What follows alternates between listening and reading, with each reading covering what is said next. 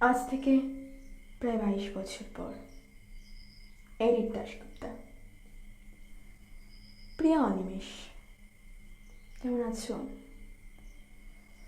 ভাবছো এতগুলো বছর পর আমি কোথা থেকে? সেদিন তোমায় দেখলাম অনেকটা দূর থেকে, রাস্তা পার হবার সময়।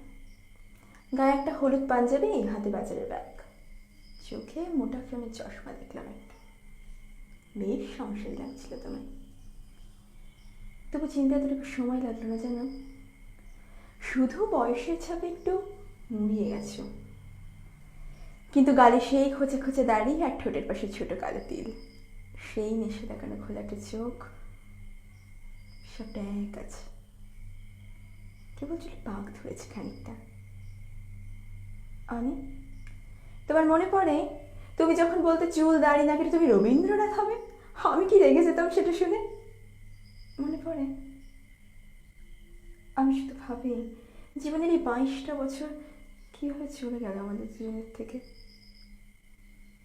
সবই তো ঠিকই ছিল, হঠাৎ। শেষ দিন তোমায় দেখলাম সেদিন এক বর্ষার সন্ধ্যা। রাস্তাটা মরিচ পাতি দিয়ে সাজানো ছিল। দুজনে মুখোমুখি দাঁড়িয়ে সেদিন সিদ্ধান্ত নিলাম, আর একসাথে নয়।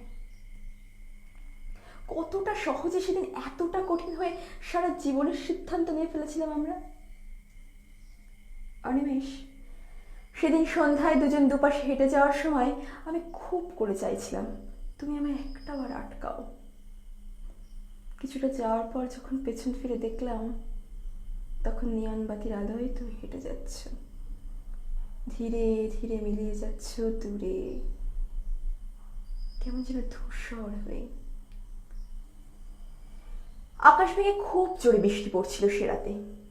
আমি আমার উত্তরের ঘরটায় বসে তোমার ফোনের অপেক্ষায় ছিলাম। এভাবে রোজ আকাশ কালো করে রাত নামতো, আর আমি আর আমি আবার ফোনের স্ক্রিনের দিকে তাকিয়ে থাকতাম সারাটা রাত। তারপর একদিন বুঝে নিলাম, না, বিধাতা আমাদের সংসারটা একসাথে লেখেননি। অনি, আমি 1000 বার টের পেয়েছি দূরত্ব বাড়ানো সহজ, বিচ্ছেদ সহজ, জটিল ছিল শুধু তোমার শূন্যতাটা একেবারে মুছে ফেলা।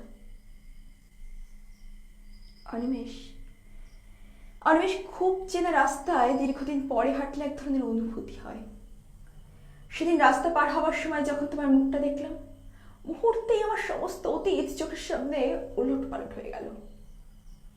সেদিন তোমার একটা ছুঁয়ে দেখা হয়নি। 22টা বছর আমাদের এতটা দূরে সরিয়ে দিল কি করে অনিমেষ?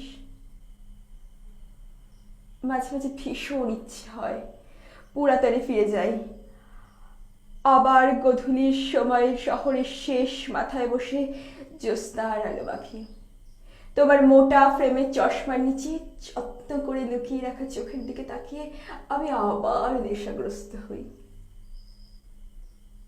আচ্ছা অনি, তোমার সেই বইয়ের নেশাটা এখনো আছে? তুমি ভালোবাসতে বুদ্ধদেব গুহ, আর আমি সমরেশ মজুমদার। সেই 18 কি 20 বছর বয়স তখন আমার। তারপরেই একদিন বসন্তের মতন জীবনে এলে তুমি। আমার এখন বয়স বেড়েছে অনেক।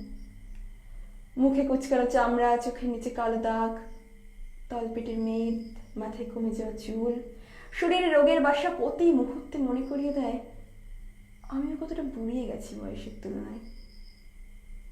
সবাই আমার সান্ত্বনা দেয়, কিন্তু আমার মন বলে আমি আর বেশি দিন নেই। অনিমেষ, মৃত্যুর দরজাটা খুব কাছ থেকে দেখছি যেন। এখন এক একটা দিন আমার কাছে কেবল স্রষ্টার উপহার। বিধাতার খেলা দেখো অনিমেষ, চলে যাওয়ার আগেই বোধহয় তোমায় দেখিয়ে দিলেন তিনি। অনি, অনি, আমরা এখনো এক শহরেই আছি, অথচ তাও কতটা ভীষণ দূরে, তাই না? বলো, কতটা পথ হেঁটে গেলে তোমায় ছুতে পাবো তাও জানা নেই। অনি, তুমি ভালো থেকো, খুব ভালো থেকো। আর যদি কোনোদিন পারো এসে একবার ছুঁয়ে দিও আমায়, হোক সে মুহূর্তে আমার শরীরটা আর প্রাণ নেই। কতগুলো বছর তোমার মুখে মৃন্ময়ী ডাক্তার শুনি না অনিমেষ, শখ করে দিয়েছিলে তুমি আমার নামটা। অনি, আবার একটাবার ডাকবে আমায় সেই নাম ধরে, চোখ বুঝার আগে কেবল একটাবার। এই ব্যস্ত শহরে কোনো এক ফিকে সন্ধ্যায় তোমার সেই পুরনো ঠিকানায় ফিরে এসে আবার একটাবার, একবার, একবার। এতে তোমার মৃন্ময়ী।